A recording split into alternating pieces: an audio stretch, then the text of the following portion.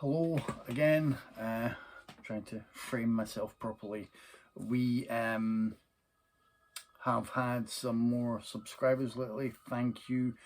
Thank you again to everyone who joined in with the competition, and it has made me kick my own ass and think I need to be a bit better organised. To do that, I would consider using notes, be they on my phone or post-it notes, but then I've decided that's not really my style, so I am trying to give a little bit more thought ahead of time to some topics for the videos. Please do comment if you have anything particular in mind, but it is coming up to, well, by the time this video hits, it's October for a lot of people, a lot of listeners to the podcast. It is the month of Halloween, the horror month, so if you don't have, a lot of disposable income at the moment, then do keep an eye on films that will come on iPlayer if you've got a TV license. All four, I think, has a good selection. The horror channel on Freeview is a good one, and usually some stuff will obviously pop up throughout the schedules. Look out for free trials, look out for special offers that sometimes pop up at this time of year to get your horror fix on the likes of Shudder and Arrow Player. Just, hopefully there's still plenty of ways for you to check out some horror goodies. Anyway, I'm trying to avoid what we're going to be covering for the podcast, so I decided this week we are discussing the Blair Witch movies. The Blair Witch Project, released in 1999, co-created by Daniel Merrick and Eduardo Sanchez, famously kind of took the world by storm, just at the perfect time for the internet to help propel it to the stratosphere. Terrified me. I still think it's definitely one of the best found footage horror movies that we've ever had. I can understand why people would not necessarily like it. I think it's very much a love or hate film. It's I don't want to say to people who would claim nothing happens that they're not getting what other people are getting. I think it's fair to say that it just strikes a lot of people differently. You either do experience that kind of tension and the primal fear of what could be out in the woods and what is going on, or you do just think, well, nothing actually is happening, and we've spent 2 minutes watching a girl unleash a stream of snot from her nose. Obviously, I'm in the love it camp. I think everyone should be. I've never upgraded to Blu-ray on this. This has got all the extra features and stuff that I enjoyed from the first time I bought it years ago. I don't know if Blu-ray would really make that much difference to it for me. If you have the Blu-ray, let me know if there's anything squirreled away on it that I should get. After the Blair Witch Project, a few years later, obviously, Book of Shadows, Blair Witch 2, directed by Joe Bellinger. We discussed this on the podcast. I'm a fan. I think it's interesting and highly flawed, but I like the fact that it didn't just give you the same thing again, and it was kind of an exploration of both the phenomena of the first film and the expectations of horror film fans. And of course the whole thing is a study in perception and mass hysteria,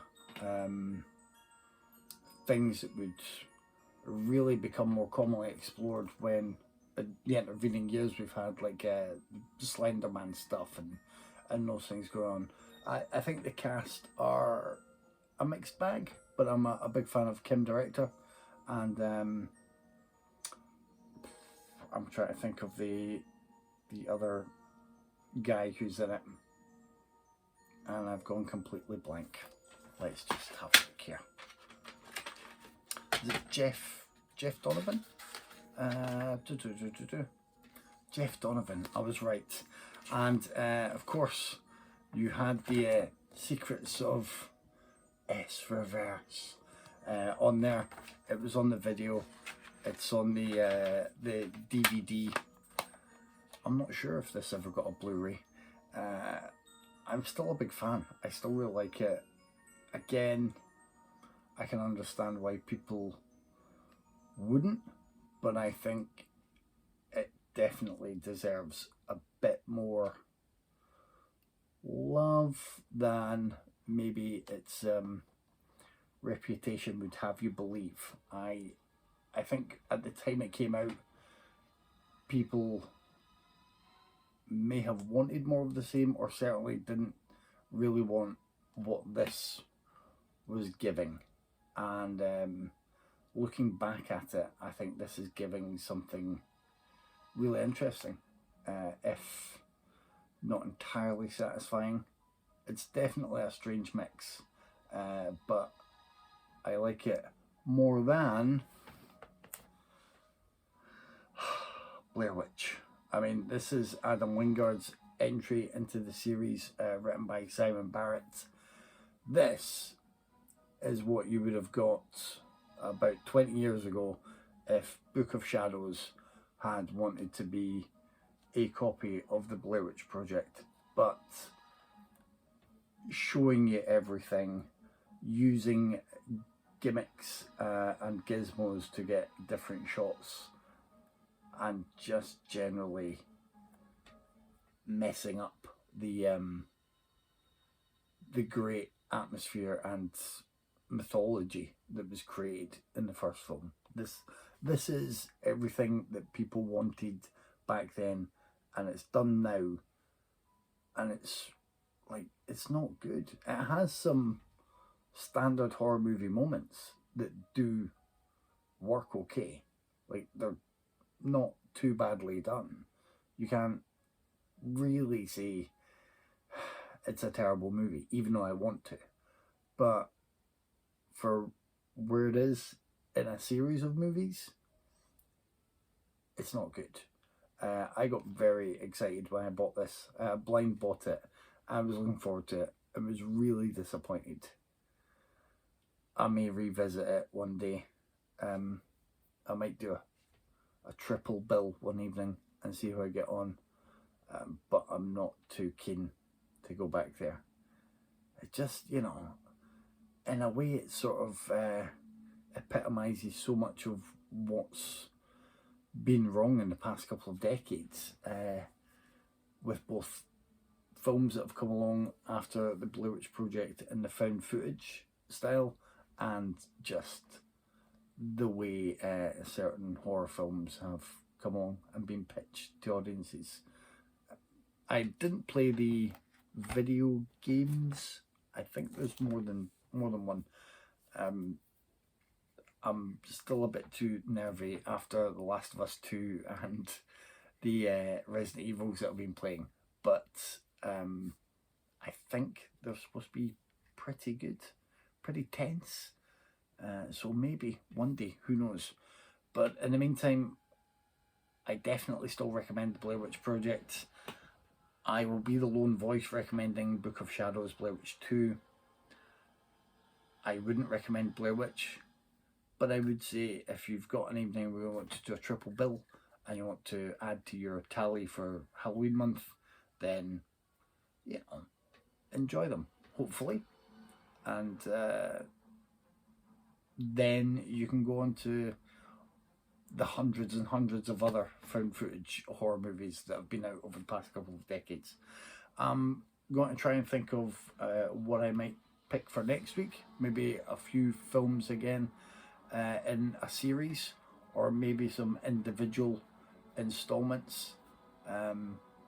So that'd be good. And you know, I always like to hear from other people if you share this opinion or if you disagree strongly. And I know there are probably other people out there who are already thinking that we're mad for championing Book of Shadows. I say we. I think it was mainly Tyler and myself when we discussed on the podcast. But if there are more of you out there, make yourselves known. We can make badges. We can do about 10 badges. I think that'll be enough. Yeah, enjoy the month ahead. Get all those horror movies in. I hope the volume on the background tunes hasn't been too loud, but it's been in keeping with the horror theme, which I've tried. And I hope this seemed a little bit more organised than usual, especially as we have a few more subscribers. I would like to keep people entertained, maybe slightly informed, rather than just putting everyone off. So maybe see in the comments. Feel free to let me know. Bye.